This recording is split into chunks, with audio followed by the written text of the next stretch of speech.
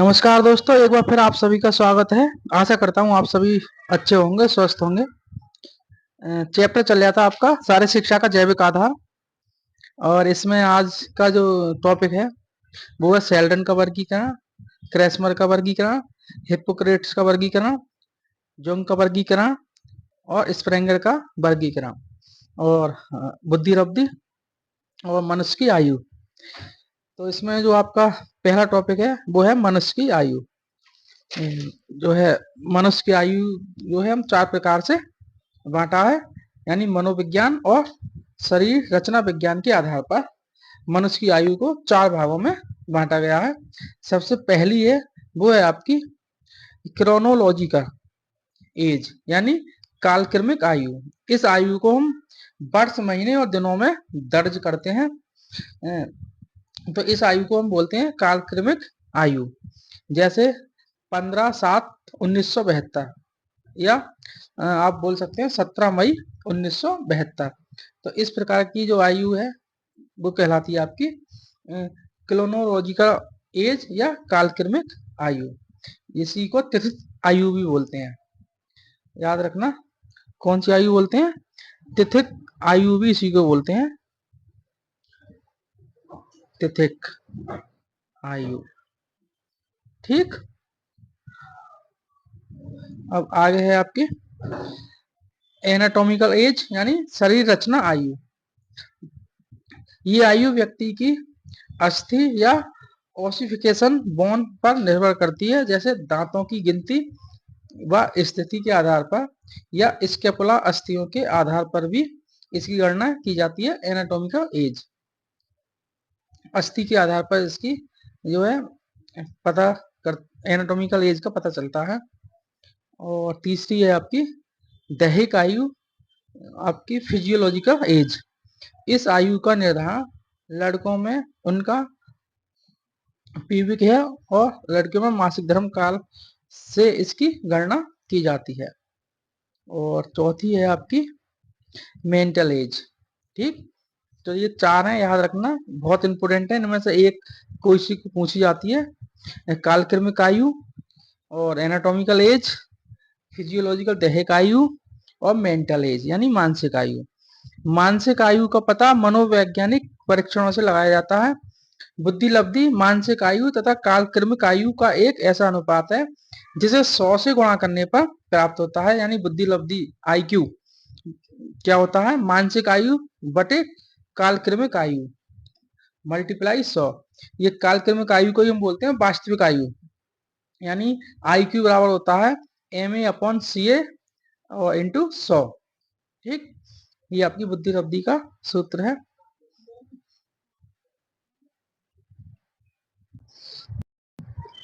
ये याद रखना, कालक्रमिक आयु को ही वास्तविक आयु कहते हैं। बुद्धि लब्धि क्या होता है? यानी बुद्धि लब्धि बालक की सामान्य योग्यता के विकास की गति को व्यक्त करती है। टर्मन ने बुद्धि को मापने के लिए बुद्धि लब्धि का आविष्कार किया था। तो एग्जाम्पल देखते हैं, यदि किसी बालक की मानसिक आयु 14 है और उसकी कालक्रमिक यानी वास्तविक आयु 10 है, तो इसका जो है आपका IQ कितना आएगा? 140। ठीक, 140 यानी उसकी IQ 140 है ये, यानी बच्चा जो है आपका प्रखर बुद्धि का होगा। अब देखो बुद्धि लब्धि और देखते हैं, यानी IQ आपकी 71 से कम है तो जो है जड़ बुद्धि का बच्चा होगा, और 71 से 80 के बीच में है, 71 से 80 के बीच में तो अल्प बुद्धि, और 81 से 90 तो मंद बुद्धि, और 91 से 110 सामान्य बुद्धि का होगा, और 111 से 120 तो तीव्र बुद्धि का होगा, और 121 से 140 वो आपका प्रखर बुद्धि का होगा, और 140 से अधिक वो होगा आपका प्रतिभाशाली। तो याद रखना, 71 से कम IQ आता है तो जड़ बुद्धि, और 71 से 80 के बीच अल्प बुद्धि, और 81 से 90 मंद बुद्धि, 91 से 110 सामान्य बुद्धि, 111 से 120 तीव्र बुद्धि, और 121 से 140 प्रखर बुद्धि और 140 से ऊपर आपका प्रतिभाशाली। ठीक। अब देखते हैं पर्सनालिटी, व्यक्तित्व। जो आपका व्यक्तित्व शब्द की जो उत्पत्ति है वो आपका लैटिन भाषा के पर्सोना शब्द से हुई है। पर्सोना शब्द का अर्थ होता है मुखौटा। प्राचीन काल में पर्सोना शब्द की से जो अभिप्राय था वो उस परिधान यानी वस्त्र से था जिसे रंगमंच के कलाकार पहनकर किसी व्यक्ति या पात्र का अभिनय किया करते थे। अतः शाब्दिक अर्थ व्यक्ति का बाह्य दिखावा मात्र है। सामान्यतः व्यक्तित्व का आकलन मनुष्य की शारीरिक बनावट, रंग, रूप, वेशभूषा एवं उसके बातचीत करने के व्यवहार से लगाया जाता है। गिलफोर्ड के अनुसार व्यक्तित्व गुणों का समन्वित रूप है। और व्यक्तित्व के प्रमुख सिद्धांत आपका व्यक्तित्व का मनोविश्लेषणात्मक सिद्धांत, ये सिगमंड फ्रॉइड ने दिया था। ये वाला बहुत इंपोर्टेंट है, ये क्वेश्चन बहुत आता है। यानी मनोविश्लेषण सिद्धांत किसने दिया था? तो सिगमंड फ्रॉइड। और व्यक्तित्व का शरीर रचना सिद्धांत, व्यक्तित्व का विशेषक सिद्धांत और व्यक्तित्व का मांग सिद्धांत, ये व्यक्तित्व के प्रमुख सिद्धांत हैं। इन चारों को याद कर लेना कौन कौन से हैं व्यक्तित्व के प्रमुख सिद्धांत। एक पहला है व्यक्तित्व का मनोविश्लेषणात्मक सिद्धांत, और व्यक्तित्व का शरीर रचना सिद्धांत, व्यक्तित्व का विशेषक सिद्धांत और व्यक्तित्व का मांग सिद्धांत। ये चार सिद्धांत हैं। तो सबसे पहले देखते हैं व्यक्तित्व का मनोविश्लेषणात्मक सिद्धांत। इस सिद्धांत के संस्थापक वो सिगमंड फ्रॉइड है। ये क्वेश्चन बहुत आता है। यानी मनोविश्लेषण सिद्धांत के संस्थापक कौन है? Sigmund Freud. इन्होंने बताया कि जीवन के प्रारंभिक 5 वर्ष यानी 5 से 6 वर्ष व्यक्तित्व के विकास में काफी महत्वपूर्ण होते हैं। देखते हैं, यानी जो आपकी मुखवर्ती अवस्था होती है वो जन्म से 1 वर्ष तक, और गुदावस्था होती है 2 वर्ष तक, लैंगिक अवस्था होती है 3 से 6 वर्ष तक, और अव्यक्त अवस्था होती है 6 वर्ष से किशोर अवस्था के प्रारंभ तक, और जैनिक अवस्था होती है किशोरावस्था। ठीक, ये किसने बताए थे? फ्रॉइड ने। अब देखते हैं फ्रॉइड के व्यक्तित्व सिद्धांत के अंतर्गत मन की 3 अवस्थाएं चेतन, अचेतन तथा अर्धचेतन का बहुत ही महत्वपूर्ण स्थान है। ठीक, और अब देखते हैं शेल्डन का वर्गीकरण। देखिए शेल्डन ने आपको जो है व्यक्तित्व के 3 वर्गीकरण किए थे, आपका एंडोमॉर्फिक, मीजोमॉर्फिक और एक्टोमॉर्फिक। एंडोमॉर्फिक का मतलब गोलाकार, और मीजोमॉर्फिक का मतलब एथलेटिक टाइप यानी गठीला शरीर, और एक्टोमॉर्फिक का मतलब पतले, लंबी गर्दन, और ये दिमाग के बहुत तेज होते हैं। तो इनका जो है देखते हैं पहले एंडोमॉर्फिक, इनको जो है बोलते हैं विस्रोटूनिया, याद रखना। और इनका सोमेटोटाइप जो है आपका 7-1-1, याद रखना 7-1-1, और इन्हीं को बोलते हैं विस्रोटूनिया। किसको? एंडोमॉर्फिक, यानी ये गोलाकार होते हैं, ये भोजन प्रिय होते हैं, हंसमुख होते हैं, परंपरावादी होते हैं, सहनशील होते हैं, सामाजिक होते हैं, विनोद प्रिय होते हैं। एंडोमॉर्फिक। ठीक, दूसरा है आपका मीजोमॉर्फिक, सोमेटोटॉनिक, और इनका सोमेटोटाइप है वो 1-7-1। एथलेटिक टाइप होते हैं ये, इनका शरीर गठीला होता है, रोमांच प्रिय होते हैं, जोशीले होते हैं, उद्देश्य केंद्रित होते हैं, क्रोधी स्वभाव के होते हैं। और तीसरे हैं आपके एक्टोमॉर्फिक, सेरेब्रोटोनियक, यानी ये दिमाग के बहुत तेज होते हैं, और सेरेब्रम यानी मस्तिष्क से भाग होता है, उसी से बना हुआ है ये सेरेब्रोटोनियक, एक्टोमॉर्फिक। इनका जो सोमेटोटाइप है 1-1-7, लंबे तथा लंबी गर्दन, पतले और वसा रहित, और दिमाग के काफी तेज होते हैं। दिमाग के काफी तेज होने के ही कारण इनको क्या कहा जाता है? सेरेब्रोटोनियक, यानी सेरेब्रम से बना हुआ है। और ये एकांत प्रिय होते हैं, अल्प निंद्रा होती है। ठीक, देखते हैं। एंडोमॉर्फिक जो है नोट है गोलाकार, और मीजोमॉर्फिक का मतलब होता है एथलेटिक, आयताकार, और एक्टोमॉर्फिक का मतलब होता है लंबाकृत। ठीक है, अब देखते हैं क्रैस्मर का वर्गीकरण। जर्मन वैज्ञानिक क्रैस्मर ने शारीरिक रचना को निम्न 4 भागों में क्या किया था? वर्गीकृत किया था। सबसे पहले कौन सा था? एस्थेनिक, यानी लंबाकार। एस इनके 4 कौन कौन से हैं? एस्थेनिक लंबाकार, एथलेटिक यानी सुडोलकार, और आपका पिकनिक नाटा या गोलकार, और डायप्लास्टिक यानी ये तीनों का मिक्सचर होता है डायप्लास्टिक। ठीक, तो 3 ही मुख्य होते हैं वैसे तो। कौन कौन से? एस्थेनिक, एथलेटिक, पिकनिक, और इन तीनों का मिक्सचर कौन सा होता है? डायप्लास्टिक। ठीक, तो सबसे पहले देखते हैं एस्थेनिक। ऐसे व्यक्ति दुबले पतले और लंबे होते हैं। इनका सिर लंबा, भुजाएं पतली, सीना छोटा, हाथ पैर लंबे पतले। ऐसे व्यक्ति अपनी आलोचना सुनना पसंद नहीं करते, बल्कि दूसरों की आलोचना करने में रुचि रखते हैं। ठीक है, अपनी जो है आलोचना इनके लिए सुनना पसंद नहीं है, क्रोधी हो जाते हैं, और दूसरों की आलोचना करने में ये रुचि दिखाते हैं। और दुबले पतले होते हैं, लंबे होते हैं, सिर लंबा होता है। तो इस टाइप के जो कहलाते हैं वो एस्थेनिक। दूसरे हैं एथलेटिक्स, यानी सुडोलकार। इस प्रकार के व्यक्ति हष्टपुष्ट और स्वस्थ होते हैं। इनका सीना चौड़ा, भुजाएं मजबूत और उभरी हुई होती हैं, मांसपेशियां पुष्ट होती हैं। ये व्यक्ति दूसरों से अपनी इच्छा अनुसार समायोजन एडजस्टमेंट कर लेते हैं। ठीक, पिकनिक नाटा या गोलकार। इस प्रकार के व्यक्ति नाटे कद के, गोल और चर्बी वाले होते हैं, यानी मोटे होते हैं। ये आराम पसंद और हंसमुख होते हैं, सामाजिक गुण रखने वाले होते हैं। डायस्प्लास्टिक, ये जो है उपरोक्त तीनों गुणों का मिक्सचर पाया जाता है इनमें। ऐसे लोगों का सही साधारण होता है। ये नोट याद रखना। क्रैस्मर ने जो एस्थेनिक है, सबसे पहला जो वर्गीकरण है एस्थेनिक के लोगों को सीजोआर्ड भी की संज्ञा दी। सीजोआर्ड की संज्ञा किसके लिए दी थी? क्रैस्मर ने एस्थेनिक के लिए। ये याद रखना। अब देखते हैं जुंग का क्लासिफिकेशन।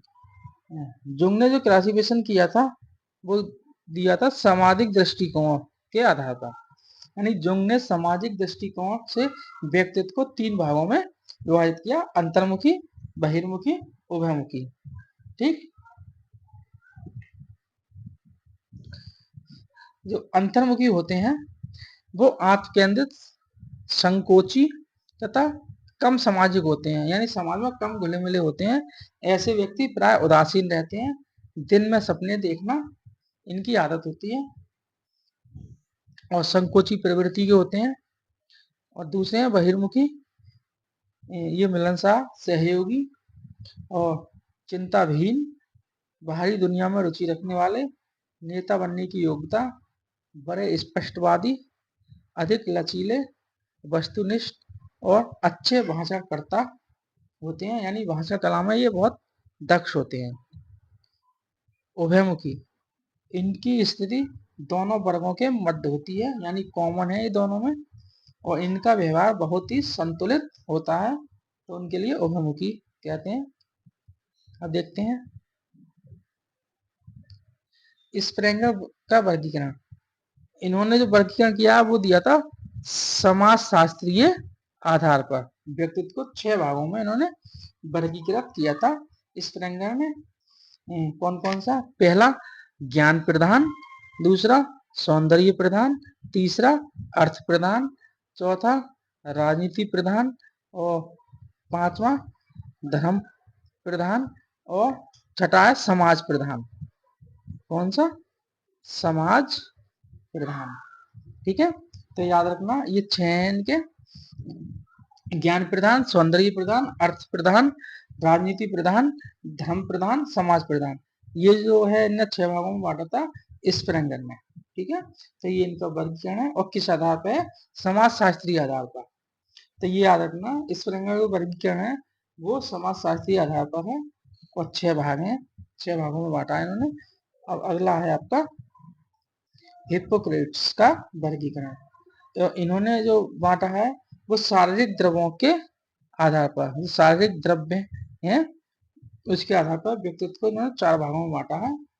पहला है आपका कफ प्रवृत्ति वाले, यानी शारीरिक रूप से शक्तिशाली होंगे कफ प्रवृत्ति वाले, लेकिन संवेगात्मक रूप से कमजोर तथा स्वभाव से क्या होंगे? चिड़चिड़े होंगे। कौन से? कफ प्रवृत्ति वाले। ये शारीरिक रूप से शक्तिशाली होंगे, संवेगात्मक रूप से कमजोर होंगे और स्वभाव में कैसे होंगे? चिड़चिड़े। दूसरा है काले पित्त वाले और तीसरा है पीले पित्त वाले और चौथा है अधिक रुधिर वाले। दूसरा देखते हैं काले पित्त वाले, यानी ये शारीरिक और संवेगात्मक रूप से दोनों ही से क्या होंगे? कमजोर होंगे, प्राय निराश एवं दुखी रहते हैं ये, यानी ये दोनों शारीरिक और संवेगात्मक दोनों रूप से क्या है? कमजोर है। और पीले पित्त वाले ये शारीरिक रूप से कमजोर होंगे लेकिन संवेगात्मक रूप से क्या होंगे? बहुत सशक्त होंगे। ये स्वस्थ होते हुए भी आनंद युक्त रहते हैं। और अधिक रुधिर वाले यानी ये कर्मष्ट होंगे, उत्साही होंगे, हंसमुख होंगे तथा आशावादी होंगे और शारीरिक रूप से सशक्त और संवेगात्मक रूप से स्थिर एवं संतुलित होते हैं। यानी हिप्पोक्रेट्स ने 4 भागों में बांटा था, कफ प्रवृत्ति वाले, काले पित्त वाले, पीले पित्त वाले और अधिक रुधिर वाले। ठीक, अब देखते हैं शरीर रचना एवं दैहिक लिंगीय अंतर महिला व पुरुष में। महिला लड़कियों का जो कद है वो छोटा एवं पुरुषों की अपेक्षा जल्द ही क्या होती हैं? परिपक्व हो जाती हैं, यानी लड़कियां कद में छोटी होती हैं एवं पुरुषों की अपेक्षा जल्द ही परिपक्व हो जाती हैं, जबकि लड़के सामान्यतः लंबे होते हैं और लड़कियों की अपेक्षा देर से परिपक्व होते हैं। लड़कियों का कद 18 से 20 वर्ष की आयु के बाद रुक जाता है, यानी इनकी वृद्धि 18 से 20 वर्ष के बाद जो है वृद्धि रुक जाती है, जबकि लड़के प्राय 20 से 23 वर्ष तक की आयु तक बढ़ते हैं। लड़कियों का हृदय छोटा व उनकी नाड़ी पुरुषों की अपेक्षा तेज चलती है। इनका हृदय छोटा होता है और इनकी जो पल्स है वो पुरुषों की अपेक्षा क्या? तेज चलती है। पुरुषों में अधिक पेशीय ऊतकों के कारण हृदय इनका बड़ा होता है और लड़कियों की तुलना में नाड़ी दर क्या होती है? कम होती है, अपेक्षाकृत कम होती है। महिलाओं का शरीर बड़ा होता है और उनका गुरुत्व केंद्र भी नीचे होता है, इसलिए इन्हें कूदने वाली जो क्रिया है उनमें क्या होती है? दिक्कत होती है। पुरुषों का धड़ छोटा व टांगें लंबी होती हैं, उनका गुरुत्व केंद्र ऊंचा होता है, इसलिए ये जो है कूदने वाली जो क्रिया है वो काफी फुर्ती के साथ कूद सकते हैं। और पांचवा देखते हैं, गुरुत्व केंद्र नीचा होने के कारण संतुलन वाली स्पर्धा जैसे जिम्नास्टिक है, तैराकी है, इसमें इन्हें जो है काफी फायदा मिलता है महिलाओं के लिए, क्योंकि इनका गुरुत्व केंद्र क्या होता है? नीचे होता है और गुरुत्व केंद्र ऊंचा होने के कारण जो संतुलन वाली स्पर्धा जैसे जिम्नास्टिक, तैराकी में पुरुषों को इसका नुकसान उठाना पड़ता है। ठीक, महिलाओं के नितंब इस व्यापक और उथले होते हैं, इस कारण उन्हें दौड़ने में परेशानी होती है, जबकि पुरुषों के नितंब छोटे होते हैं, इसलिए दौड़ में अच्छा प्रदर्शन कर जाते हैं। महिलाएं भावनात्मक रूप से कमजोर होती हैं, अर्थात जल्दी से सदमे से अपने आप को उबार नहीं पाती, और पुरुष भावनात्मक रूप से थोड़े मजबूत होते हैं। ठीक, तो ये थी आज की वीडियो। इसमें आपका क्रेस्मर का वर्गीकरण था, शेल्डन का था और आपका हिप्पोक्रेट्स का था, स्प्रेंगर का था, व्यक्तित्व था, मनुष्य की आयु थी। ये है आज ये चैप्टर आपका क्या होता है? बिल्कुल पूरी तरह फिनिश हो गया। ये चैप्टर था शारीरिक शिक्षा का जैविक आधार और अब अगला चैप्टर है, देखते हैं अगली वीडियो में और मिलते हैं अगली वीडियो में। देखते रहिए। अगर वीडियो अच्छी लगे तो लाइक शेयर सब्सक्राइब करना ना भूलें। हम मिलते हैं अगली वीडियो में, तब तक के लिए नमस्कार।